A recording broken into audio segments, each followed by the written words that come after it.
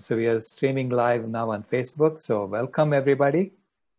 Thank you so much for joining us for this exciting 10-day solutions webinar that we begin on the 150th birthday of Mahatma Gandhi. So Mahatma Gandhi was so instrumental in the freedom movement in India, and one of the first things he did was to convince the people of India to change their clothes from British clothes to Khadi clothes made in India. It's a simple thing that everybody could do, so it helped them join the movement. They became part of the movement. And so what we are talking about today is something very similar. So to get to where we need to go, we have to change what we eat. We have to change what we consume. So from animal-based products to plant-based products to a completely vegan world.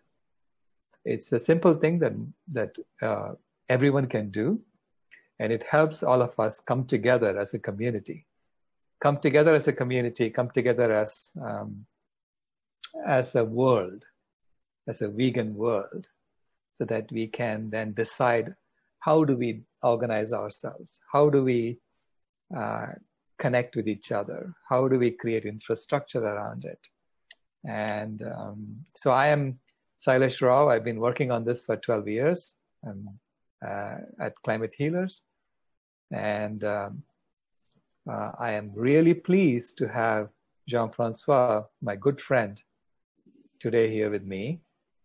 And he's an expert at collective intelligence, at creating infrastructure. He's been vegan for longer than me. And I met him in India last year and we instantly hit it off. And I could see, I learned so much from him. And the purpose of this webinar series, the Solution Summit, is to introduce all these people who have influenced my work, and then to have all of you join in and ask questions, because you bring different perspectives than I can as an individual. And if you ask questions from your perspective and you listen to what Jean-François has to say, what our guests have to say over the next 9 days, you will flesh out more of the solutions than what one person can, what I was able to do with these gentlemen, with these people. So Jean-François, he has a very long bio, so I'm going to read you a really short summary of it. He's been working for 20 years in the field of collective intelligence.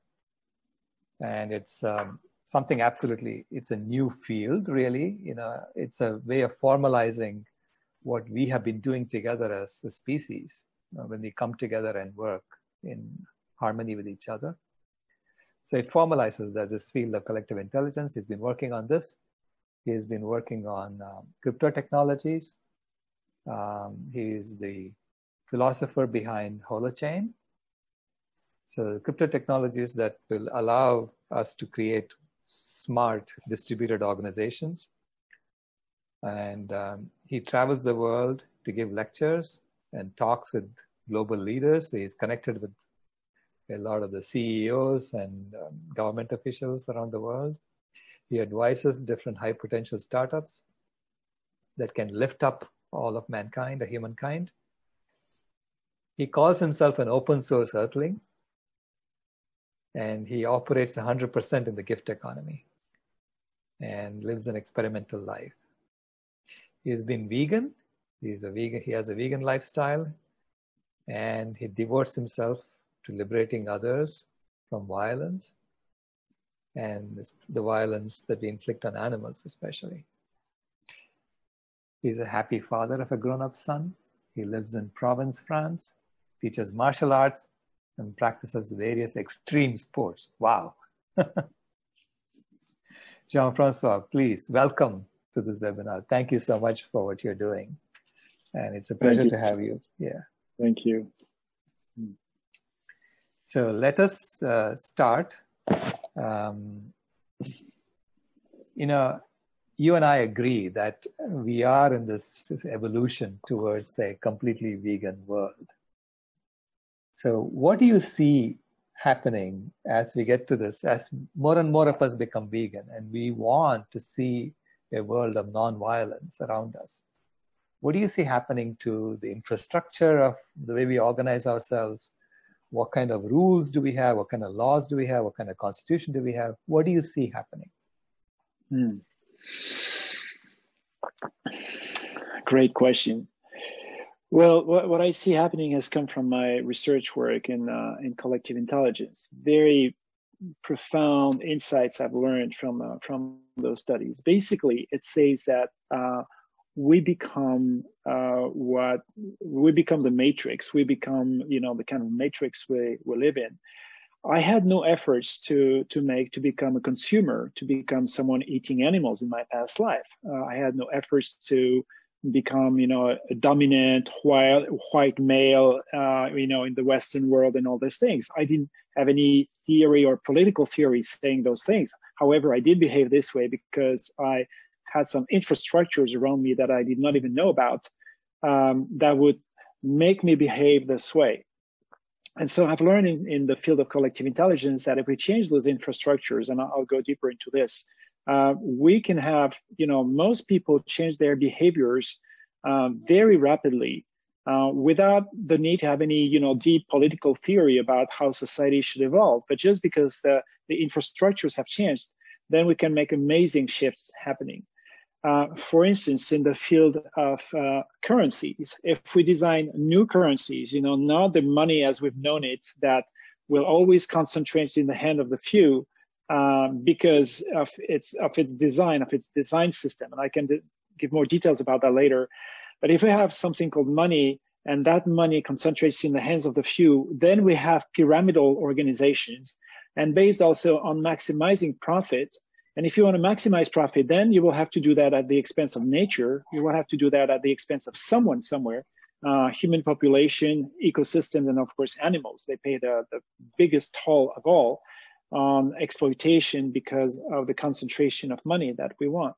So if we design a different currency system that goes from the scarcity model to a sufficiency model, then I've seen that hundreds of times, by doing workshops and designing currency systems, I see that people change their behaviors because they don't have to hunt for the scarce money.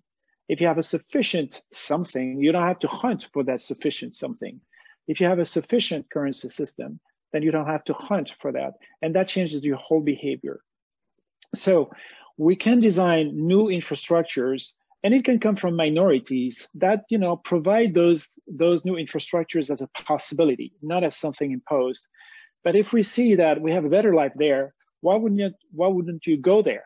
Why wouldn't you do migration there? So what I envision in the next few years, I envision the rise of new nations, and including a vegan nation or some vegan nations. You don't need to have just one. But nation, not in the sense of a physical territory, but in the sense of people united by the same values and having the same infrastructures, the same governance mechanism, the same currency system as well. What does it take to make a nation? It takes four things. It takes a constitution. That means a shared written document that names the values, that lists the core values that we share. So that we know how to do it. We've done that for a few hundred years now. We need a governance mechanism. Now, what kind of governance mechanism? Do we want it centralized? And then we go back into the old top-down kind of structures, or do we want it distributed? And I believe we want it distributed, because if we want to outsmart pyramidal centralized collective intelligence, then we need to have distributed systems, because everyone becomes a feedback loop in the system. Everyone can contribute in providing solutions and working on evolving the system as a participant in the system. So governance and distributed governance. The third thing, we want a currency system. And what I mean by currency, I don't mean money, but currency means something very different than just money. And I can explain that later if you want. A currency system that embraces that has the design of the values that we want to put in the economy. Basically, a currency system that can only buy and sell or flow goods and services based on the values of veganism. That means with that kind of currencies, you cannot buy meat, you cannot support, burning down the forests and all these things that we see today in the world. That means we can make those currencies smart. And there we have to go in the cryptocurrencies, using them in a smart way. And the fourth thing that we need for a nation, we need infrastructures. Exactly what we can talk about today. Infrastructures that mean crypto technologies, to make distributed governance, to make distributed currency systems, to make distributed everything, actually to move from centralized pyramidal collective intelligence as we've known it today so far to what we call holomidal collective intelligence. You hear the root holistic. That means a distributed form of collective intelligence. And we see the rise of that collective intelligence in the world today. So I see those things happening in the next few years very quickly. I see no reason why it would not happen, because we know that the world as we've known it today cannot continue. No way. It hits the wall. We already know it. So either we have a downgrade, and yes, we can prepare ourselves for a downgrade, but I'd rather work for an upgrade. And that upgrade can happen quite quickly, because we know the future does not come from extrapolation. It always comes from some kind of quantum leap, some leap happening totally unexpected. And we can do that together. Does that make any sense? Absolutely. That's a great answer. Thank you so much. You covered a lot in your answer. And, you've been looking at pyramidal collective intelligence, which I see most large corporations are structured that way, as pyramidal collective intelligences. And and you can see that a small group of people can actually influence the way corporations behave by just changing our consumption patterns. When I see Burger King announce the impossible Whopper, or the fast food chains are now coming on. Even McDonald's is test marketing a vegan burger, and they're not doing it because they want to promote veganism. They are doing it because they are stuck. Because this small group of people around the world are demanding vegan products. And so we are showing that we have the power to change the pyramidal collective intelligence around us just by changing what we demand from them. This is exactly what Gandhi did with the Khadi movement. And we are seeing that happen with the vegan movement. And it's about taking that to the next level. And as you said, building everything around it. So tell me something about the currencies. You're talking about the different currencies and how currencies can change behavior. So can you go into a little more detail on that? All right. Sure, I can happily go there. And also maybe later, if you feel interested, share a little bit of words about pyramidal collective intelligence as well, which I think we need to address. Now, let's talk about currencies. First, I should introduce a very important distinction between money and currencies. Money represents one form of currency among million and million of other currencies that we can design. What do I mean by currency? I mean a set of rules, just like games. When we design games, we can make highly competitive games like the Monopoly game, and you have one winner in the end and many losers, and actually everyone loses because even the winner cannot play anymore. So we call it in the games theory, we call it a collective death game, because the whole game stops. But you can also design many other games, collaborative games, where it goes on and on and on because no one loses. So we can also design currencies in a way that they become smart and they can integrate many other forms of wealth, not just what we buy and sell. For instance, the biodiversity, you don't buy it and you don't sell it, and it does represent wealth.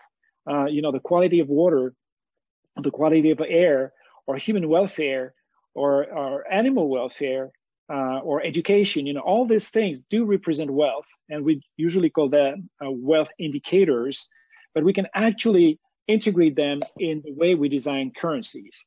So the meaning of currency has really extended itself in the past few years, giving birth to new economics and new economic theories. We call a currency anything that represents some form of wealth in a living system. And more specifically, I'll become a little bit theoretical here, a language of flow. Current, see the currents, okay? Now, to get more concrete, a currency means any kind of scripture or written language that will represent some form of wealth. So, for instance, if as a community we decide that biodiversity, how many species we have around us, represents some form of wealth, then the numbers we will write for that do represent a currency. Do we buy and sell something with that currency? No, we don't. But we do see it as a form of wealth that we want to integrate in our system. Your reputation on Amazon or eBay, for instance, they already represent currencies. You don't buy and sell things, but you can also already see that your reputation has a systemic link with your flow in conventional money. So you see in those platforms, in those conventional platforms with conventional markets, we already play without knowing it with two currencies, one reputation currency. And if you have a good reputation, which you really need to have, maybe your biggest asset goes into the reputation currency, then that influences the flow of, euros, dollars, yens, rupees, whatever you name it. You see a binding between those two currencies, a reputation currency and a flow of buy and sell currency.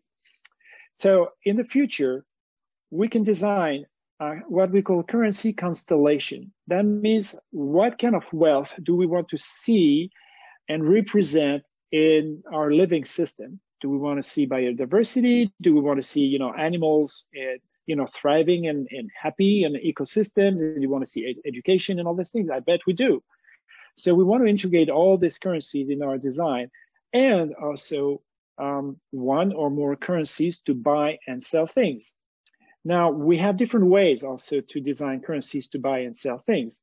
We have the old way, the one we've known in the monopoly game. That means you have one centralized authority that you call a nation state or a lord or a bank. And today the banks have the monopoly on creating money. To have a centralized authority that issues a quantity of money in the human ecosystem, and they say, okay, you have those tokens and now you can play with them, just like the monopoly game. Okay, I make it a little more simpler, but basically we have those rules at play today. When you do this thing, what happens? Well, it happens exactly what we learned when we played the monopoly game. The more money I have, the more I can invest, the more I can invest, the more I have, the more I have, the more I can invest, the more I can invest, the more I have, and so on. That means money will concentrate. We call it condensation in the hands of a few. And when it condensates in the hands of a few players, then it becomes scarce on the other part of the human ecosystem. And we experience that exactly when we play the monopoly game. And so it becomes artificially scarce. And when it becomes artificially scarce, that means a lot for a few and more condensation in the hands of the few and less for the majority. Then that creates hierarchies of needs. And you have the exact same distribution between the concentration of money and the concentration of power.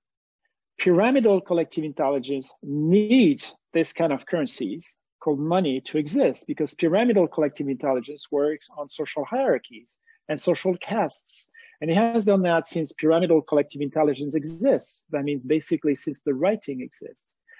Do we have to do this the same way? No, we don't. We can totally perfectly design other ways to make currencies flow. And let me give you an example, and I'll stop after that because I don't want to speak all the time. We can create something called mutual credit, for instance. Mutual credit. Mutual credit means everyone begins with an account at zero. So you have zero, I have zero, Deborah has zero, everyone has zero, okay? And now let's say I buy you, 5 hours of English class, let's say for 100 credits. So my account goes minus 100 and your account goes plus 100. What have we done? Well, we have just written something on the record. That means you have plus 5, you have plus 100 and I have minus 100. And now I'll give, let's say I will sell my bike to a neighbor of mine for 200. So I had minus 100 and I sell for 200. So I go plus 100 and you still have 100 on your account and so on. So just, people go with pluses and minuses just by doing mutual credit. And so do we have a central bank here? No, we don't. Do we issue currency? Yes, we do. But we issue when we consume currency based on our mutual needs. Now, of course, the first question that always comes says, yeah, but how minus can you go? Can't you go, minus 1 billion credits and, and take that advantage from everyone? And I usually ask the people back, well, what would you do?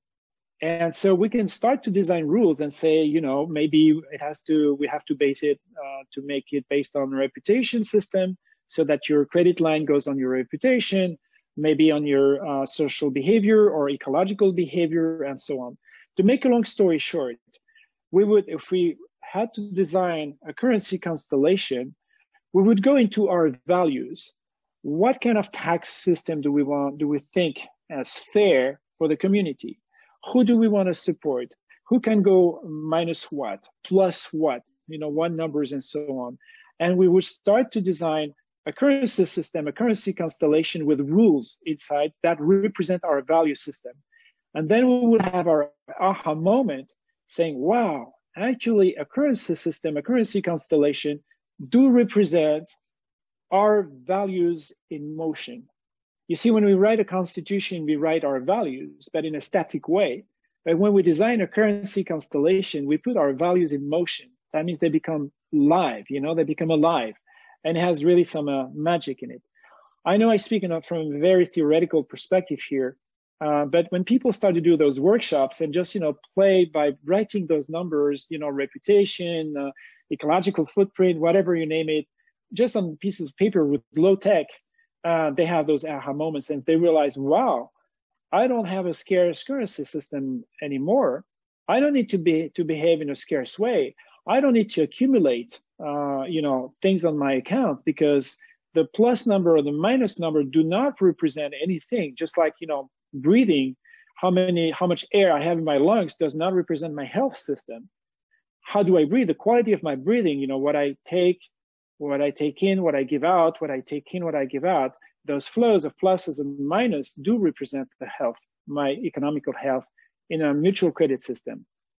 So you see my point here, to make a long story short, we have the absolute freedom to design other currency systems for buying and selling, but also for representing many other forms of wealth and integrate them in our economic system. Today, if I want to exist as a human being, if I want to exist as a citizen of the world, if I want to exist as a student, as a parent, whatever, I have only one imposed game to play. Every time I spend €1 or $1, it means I play the only unique game imposed by the few to the majority. In the next month and years, we have now the technologies in our hands so we can design different currency systems. That means we can start to create different economic ecosystems with our rules, with our values in them. And for the vegan world, that means in this, I will not have the capacity to buy or sell meat. I will not kill animals. I will not exploit, ecosystems and forests and burn down forests and all these things. And that means a lot. So I want to stop here and check with you if it makes any sense.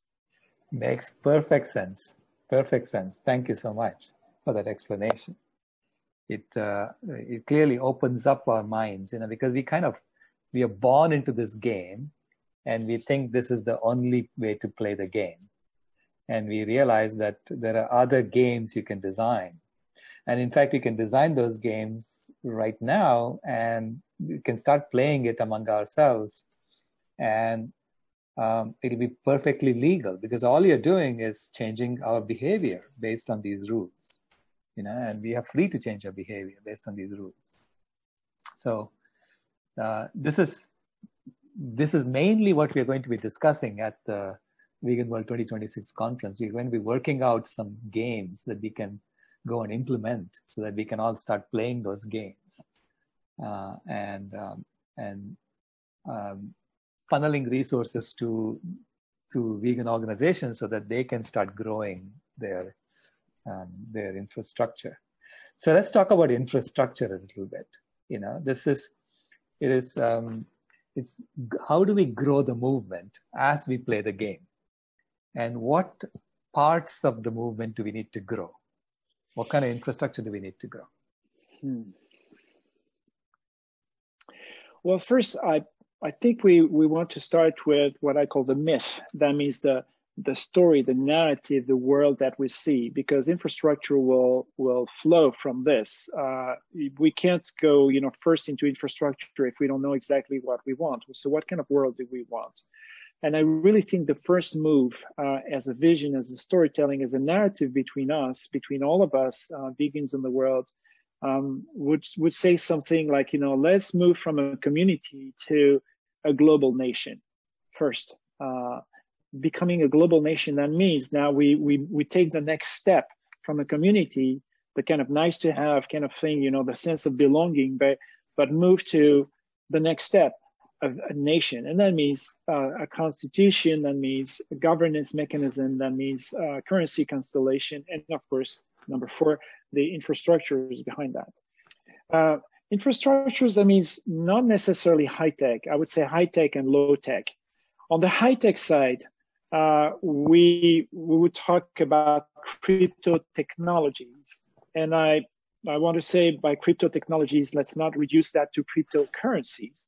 Crypto technologies include the capacity to make distributed governance, for instance, so that we can play all the same games without the need to have a centralized authority, or what we call the middleman. That means a few people in charge of controlling that everyone plays the game right.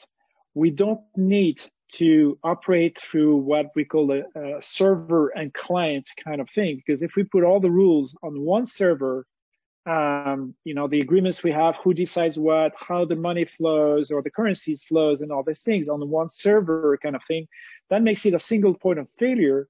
That makes it vulnerable to attacks, and that includes governmental attacks. That's I would say, the most likely ones to happen, because governments will not like those kinds of things. So if we use crypto technologies, that means we can create apps, distributed apps. Everyone has an application on his or her smartphone or computer or laptop that with which we can play the rules. That means make transactions in some cryptocurrencies or contribute to decisions, but nothing happens on one single server. So crypto technologies allow those things to happen. And that represents a very recent breakthrough, technological breakthrough, because it happens now. We have them now available today. That means in the next couple of years, 2 to 3 years, that will become a very mainstream thing and a huge breakthrough for our species. To have the capacity to make distributed systems completely operational and easy to make, and not the need to have centralized governments. We know that representative democracy has shown its limits today. Even if you elect people to represent you, that means you always have a minority of people making those decisions for you.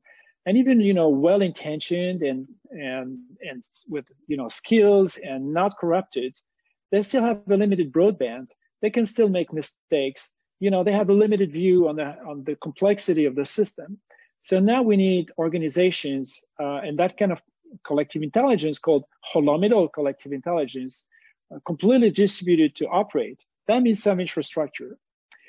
Also, in the pyramidal collective intelligence world, social pyramids work because people operate in chains of command.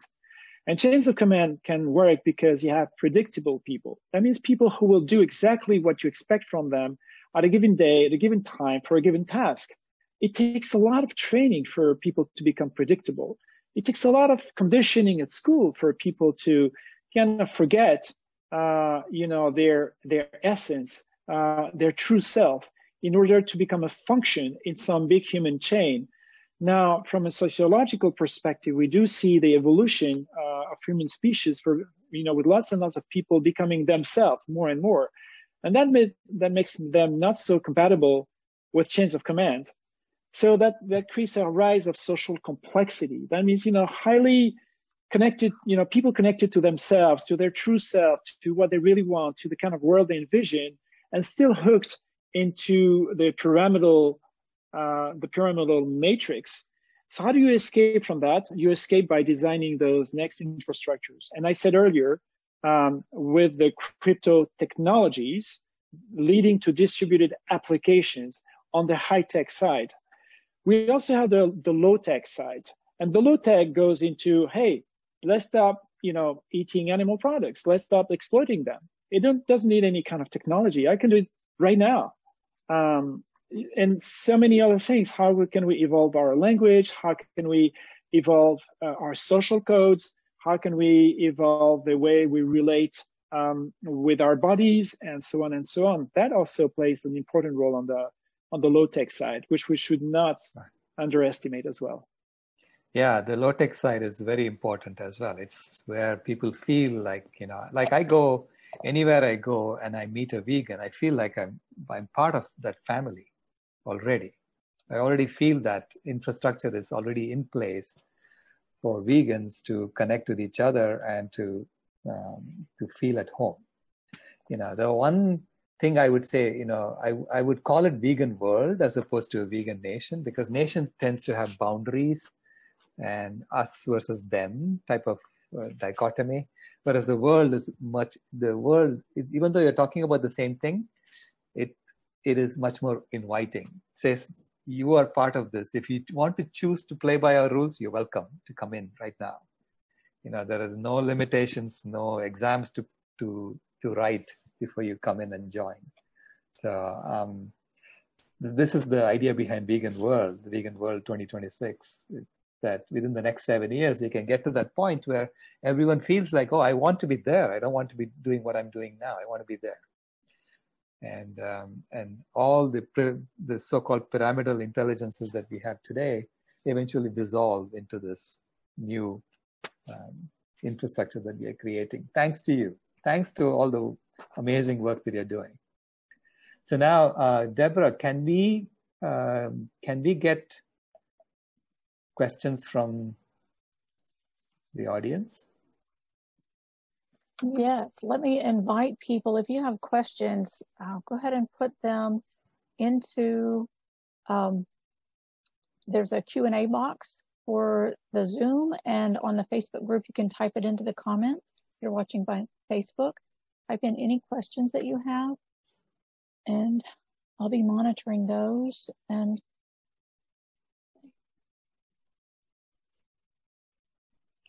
looks like there's one. Do you see that one that just came in? Yeah, so Miles is asking.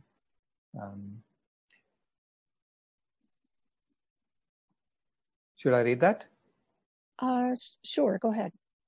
So Miles is asking that Piers Robinson, professor of journalism at the University of Sheffield, identifies the propaganda machine is really what is ruling the world. I think it's important to regularly refer to it rather than use the word government. Need to be precise with language. Even using climate crisis is a deflection from the cause of the crisis, i.e. expansionary consumption crisis or other ideas.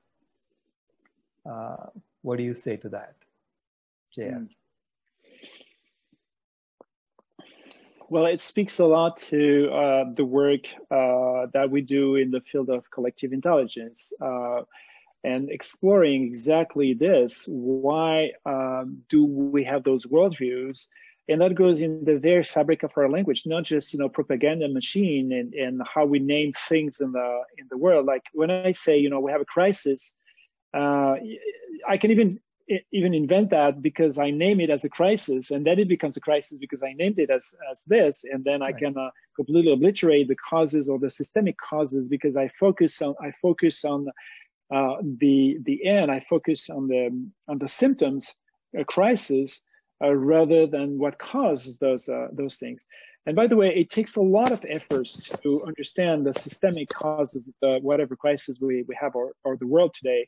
I see most people, and especially people putting lots of money trying to address the symptoms. Let's build a school, or let's have, let's make clean water there in the world. Let's eradicate this disease. And of course, we need to do those things. I don't argue with that at all.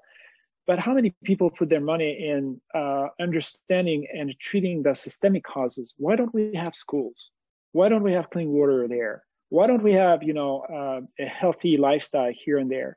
I don't see many people in the conventional world having money, putting that money on those things.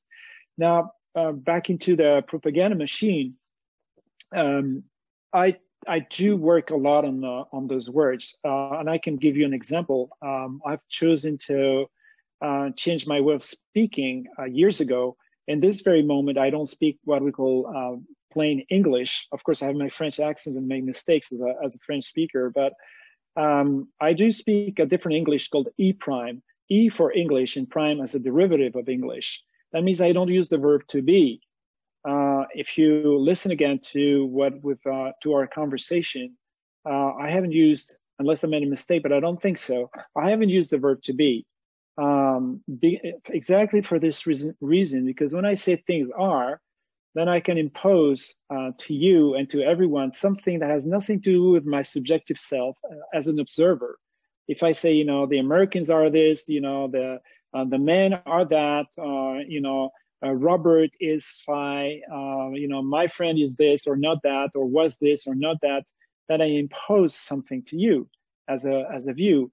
And so it does generate social violence every day, because wars begin with the things, when you hear leaders in the pyramidal collective, in the intelligence world, when they argue, they always argue about things that are and things that are not.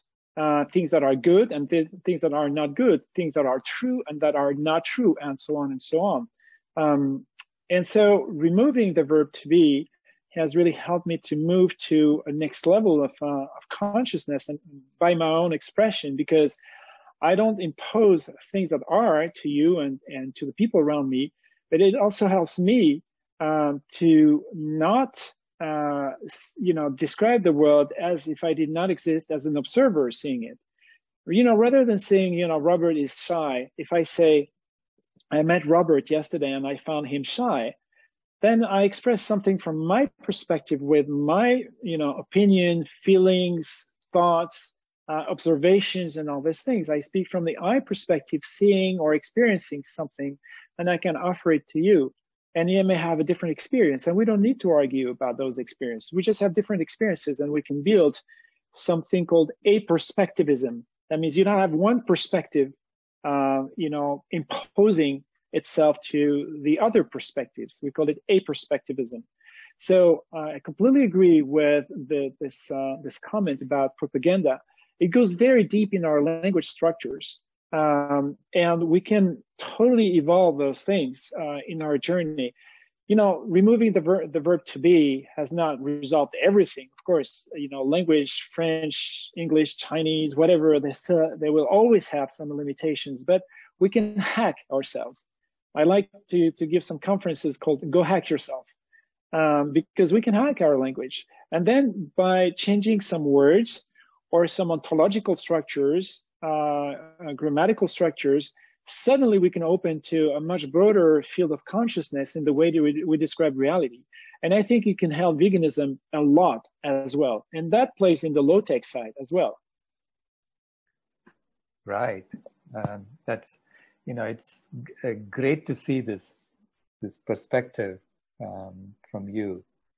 It resonates very much with me, because I've always looked at things as stories being told. You're telling stories about reality. And there are many ways to tell the story. I like to use the example of Michelangelo.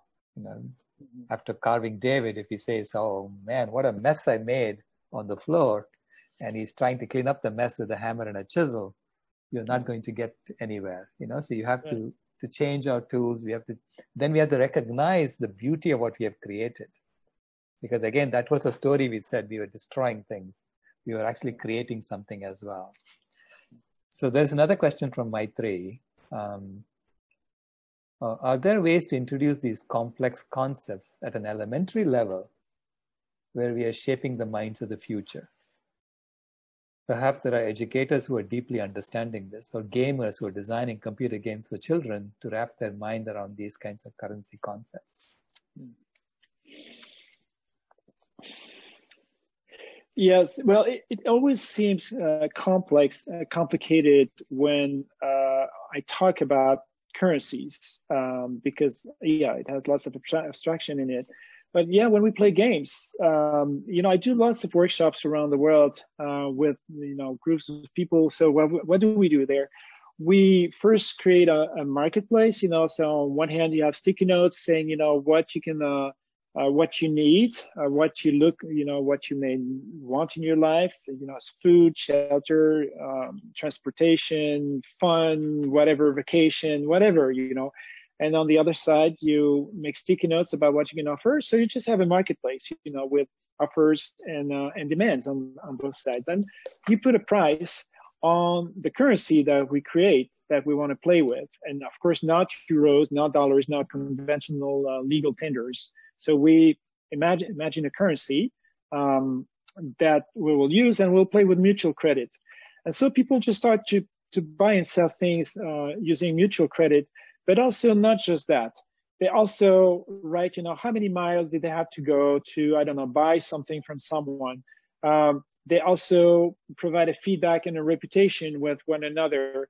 So that creates a feeling that they cannot reduce something that happened to only a transaction, but they call it an experience. And an experience has a transactional part in a mutual credit system, but it also has something like reputation and miles and, a carbon footprint, very simple things that we can play with just sticky notes and pens and paper. And that just makes a game, a very simple game, for people to experience that they have now something very different in their hands that we can implement at a large scale with distributed applications. And that will need just a little bit of software. And we have this software on its way now today through Holochain as one of the next protocols that we can use in the future. So to that question, yes, once we have the tools in our hands, that becomes easy. As one of the people who brought the internet in France back in the mid 90s, and you know about this also, Sailesh, because you highly contributed to making the internet something accessible to everyone as an engineer.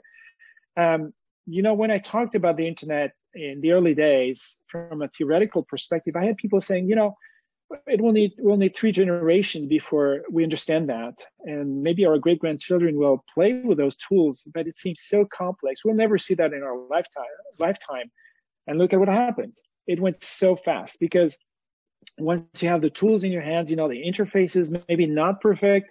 Still, with some bugs, or it's not so great user interface. But when you have something in your hand, then you get into the flesh of the experience. And that changes everything. So just a little bit of patience, and we'll see those apps, Holochain application, or distributed applications coming up in the next couple of years.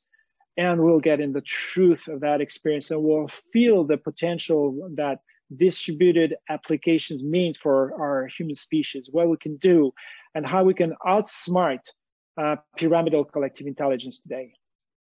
Yeah, in fact, I'm looking forward to that. At the Vegan World Conference, we want to define the HAP for Aquarius, the new currency system I've been talking about. Anyway, another question, and I see that even in schools when I go see my granddaughter's class, children love to play these games. If you just give them a game like this and say, go play with each other, they will easily come to terms with that as the new game, as opposed to the money game that we teach them today. Yes. Right. So question from Miles. Youth and elders are going to lead the revolution because the middle are, for the most part, captured agents of business as usual. Do you agree? Frank Rotering, economist, goes further and says the youth and elders will be the ones to bring the militaries on the side, on side, which is crucial. Do you agree? Well, I do agree, but from an empirical feeling, because I don't have sociological studies or papers in my hand that can prove this. So, but from an observation perspective, yes, I do agree that youth and elders, they have nothing to lose. Parents, and they need to pay for the rent and for the mortgage and all those things. They get more entangled into the current system, and so. But look at what happens what has happened in a country like France last year, and will likely continue this year with the yellow jackets. Lots and lots of the so-called middle class. That means people having the entanglement in the conventional world cannot even make a living there anymore. It becomes unbearable for them, and they see all this social injustice, and so we can also see more and more social anger at play. Of course, the people kind of protesting in the streets, they kind of speak to a father figure called the government. So they kind of make a claim, and not all of them think that they just have to build a new world rather than asking something from the old world. But I think that will evolve. Now, something maybe we could say about pyramidal collective intelligence. I always tell to people, advise them, don't spend too much time to try to convince pyramidal structures, because pyramidal collective intelligence means what? It means governments, it means administrations, it means armies, it means companies, of course, middle or big size companies, not the startups, but it means religions as well. So every organization, middle or big, so far has only worked because of pyramidal collective intelligence. We could not run or administrate a big organization, a medium or big organization, other than having pyramidal structures. That means centralized power, a few people in control of the decision making. That means labor division, because once you've made a decision, you have to break it down into different tasks that everyone can accomplish. That means a chain of command. And that means a scarce currency system that we call money. So those four things define pyramidal collective intelligence. And I see too many people trying to change the government, like to have a new president or a new CEO, or to convince the companies to not do this anymore. And we can have some results by kind of like external constraint, like if people go in the street or they stop, buying junk food and all these things, it will impose some constraint on those social animals. But those social animals cannot evolve from the inside because of their very design. We expect from them things that they cannot do. Even if you remove the bad guys at the top and replace them with good, benevolent people trying to do their best, they can improve, of course, but they will also reach a systemic limit. And you see, for instance, we could have, let's imagine that France, randomly chosen, becomes, completely like the best country in the world. You have full democracy there, and you have, people contributing to decision-making everywhere. And it still remains a pyramidal structure based on a physical territory as a physical nation state. It can't stop, it can't prevent the rainforest getting burned down. Amazonia getting burned down.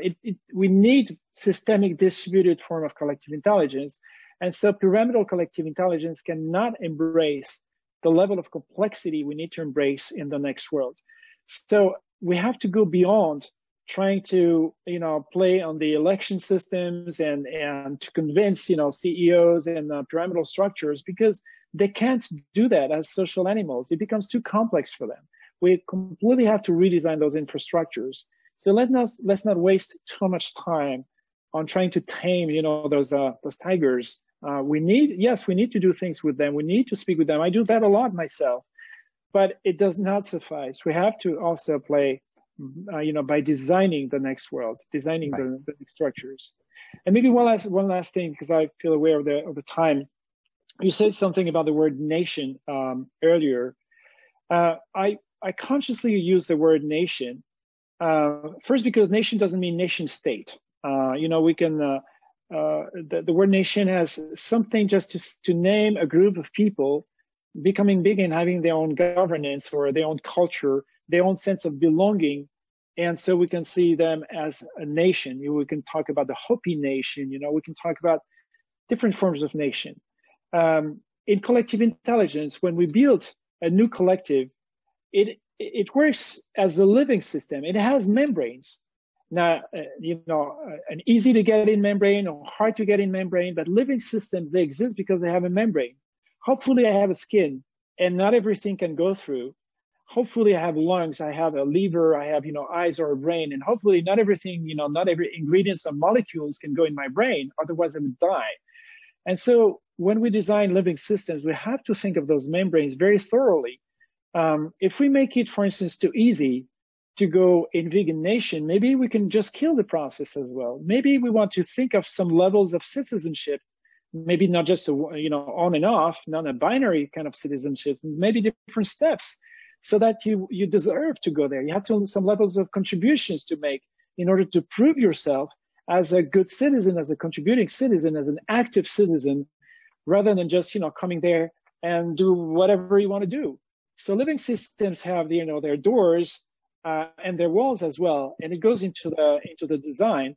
So I don't care whether we call it nation or anything else. I really don't care. But we have to remain very aware of membranes as something part of any kind of living systems we design. And currencies, the way we'll design currency, will play a big role into those kind of things. I hope it clarifies. I understand. Thanks for the clarification. That Sure. really helped clear a lot. Thank you. So we do have questions coming in on the Facebook group. I recognize that we are at 1 hour. Do you guys want to stay and answer these questions? I think they're more specific, or they're more general questions about the Vegan World 2026. Okay. Do you have time for that? Yeah, sure. Okay. All right. I'll start at the beginning. Natalie asked, how can we expand our outreach in local communities? Oh, it's, it is people to people. It is sharing things. It is talking about things. We are in a system that discourages us. They don't want to see veganism spread. So as you noticed from, when we tried to spread word about the summit on Facebook, it looks like Facebook was targeting just the people who don't want to see this happen. We got like thousands, hundreds of comments, right? Right. And so it's clear that they don't want to see this happen. But it is about us. It's we have to tell our stories. We have to spread the news, spread the word. Okay. So next question from Katie. How can I as an individual contribute to the goal of Vegan World 2026? I am recently living a vegan life at age 55 after attending a Prayer for Compassion movie screening. My primary motivation was no longer participating in the violence against all animals. That's so beautiful to hear. Thank you so much, Katie, for doing what you're doing. And in fact, we have at the Vegan World 2026 conference, we're going to be talking about the 4 types of actions that we can be doing to help this process. So that's illumination, which is about talking about it, showing movies, screening those movies, talking to your friends and family about it. That's illumination. And then we have the protection, which is helping, preventing the old from killing the new. So that's the protection work that needs to be done to create the vegan world. Third is hospice care, which is helping businesses that are dying, find new ways, or helping the process of transformation, because an old is dying and a new is being born. So there's hospice care involved in that. And finally, you can contribute towards trailblazing, which is what JF does, which is about thinking of new ideas and thinking of new ways of seeing things, and creating the new infrastructure, the new membranes that we need. So there are many ways in which we can contribute, and you have to find what resonates with you. Thank you. And Jessica adds here, Jessica Lenine, who will be on Sunday, adds that you can join or start a climate healers group. So join us on Sunday for that discussion about how to do that. Let's see.